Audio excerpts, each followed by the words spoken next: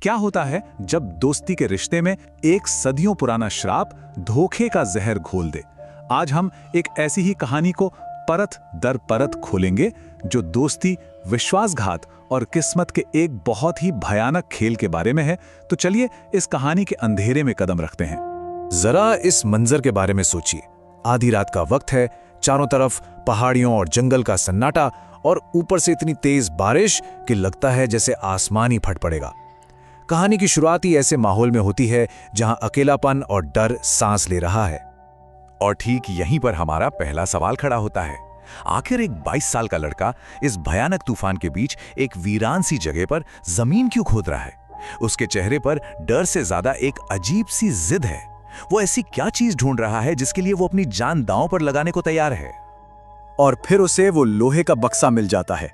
एक पल को लगता है बस काम हो गया, लेकिन जैसे ही वो बक्सा खोलता है उसकी सारी उम्मीदें खौफ में बदल जाती हैं। अंदर जो पुतले थे वो अधूरे थे, उनके सिर ही नहीं थे। ये वैसा बिल्कुल नहीं था जैसा उसकी किताब में लिखा था। उसका पूरा प्लान शुरुआत में ही गड़बड़ा चुका था। तो ये समझने के लिए कि वो नौजवान वहां तक पहुंचा कैसे, हमें कहानी में थोड़ा पीछे जाना होगा।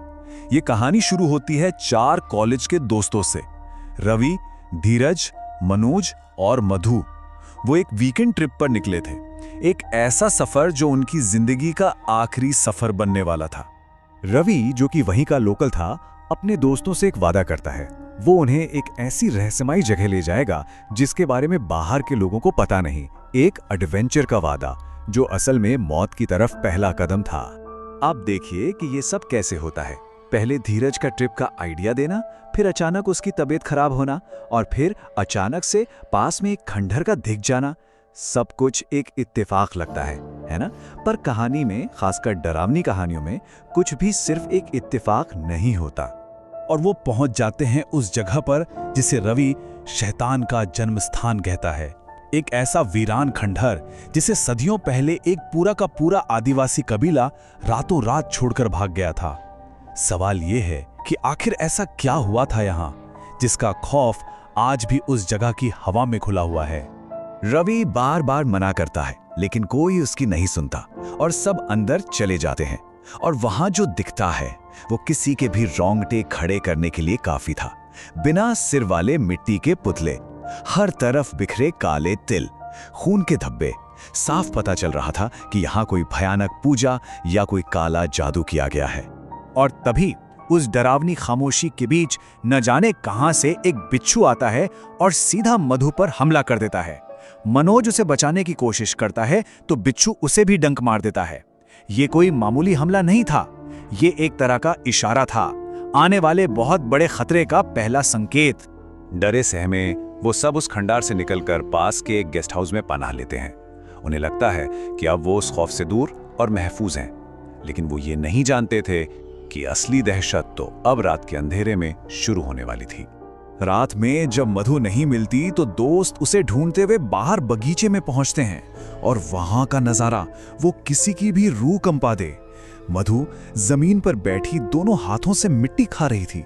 ऐसा लग रहा था जैसे उस पर किसी चीज का साया हो, और इससे पहले कि कोई कुछ समझ पाता वो अपने ही बड़े हुए नाखूनों से अपनी जान ले लेती है। दोस्त अभी मधु की मौत के सदमे से बाहर निकले भी नहीं थे कि एक और मौत की खबर आती है।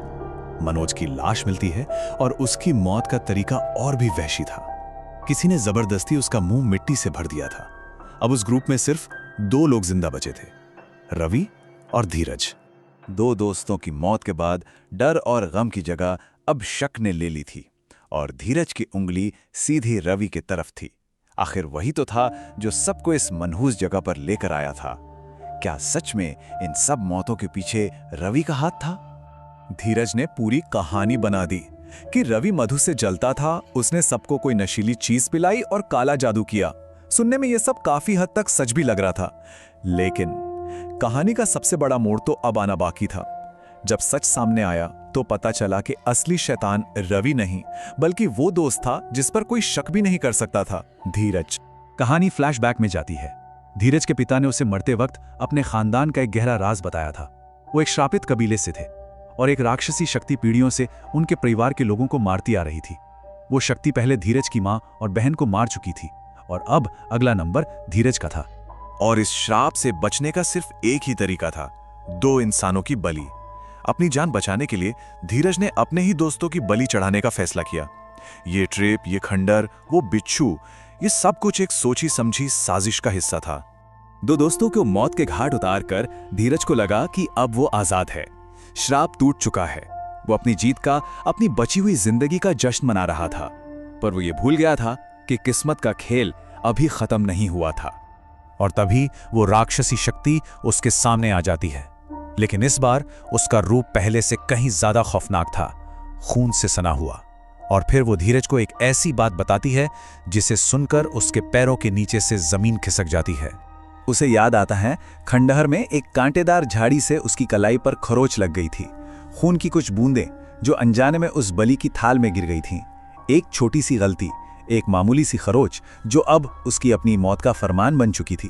और आखिरकार धीरज का भी वही हश्र होता है।